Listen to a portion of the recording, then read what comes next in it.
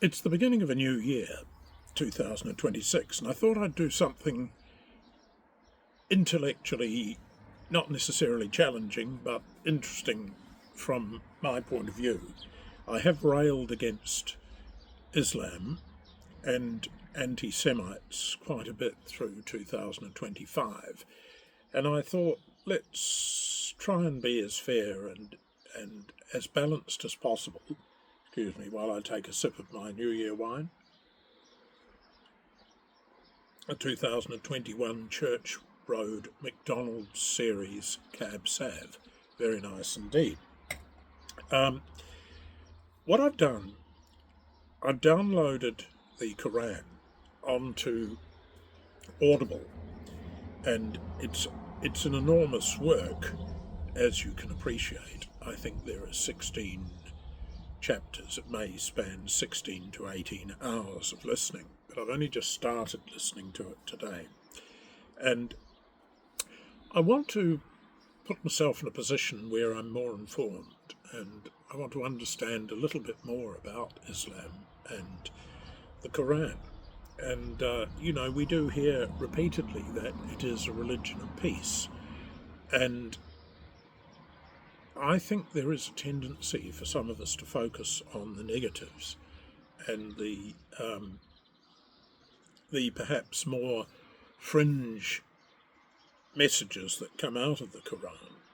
I've just listened to one chapter so far. It was more of an introductory thing than anything else.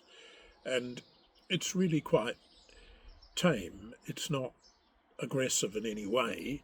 It does talk about women to a certain extent, but it has not at this point got into the nitty-gritty of how women should be treated, other than in terms of inheritance, where a woman or a spouse gets a smaller percentage than perhaps the sons or male heirs to an estate. But it does emphasise quite a bit respect for other people and the feelings of forgiveness, saying that Allah seeks to forgive more than anything else. So it's very early days at this point, but I will update you as time goes on, because it will be quite interesting to see how it pans out.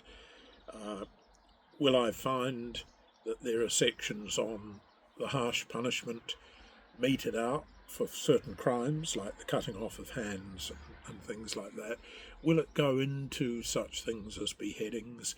Will it go into such things as the extermination of all non-Muslims? That's what I'm interested in finding out. My initial feeling, and of course it's totally unreasonable for me to form any conclusions this early in the piece after listening to one chapter out of perhaps 16 books that are about to be heard. But the feeling is that I just get a sense that perhaps the Islamists or the Muslim Brotherhood take certain sections of the Quran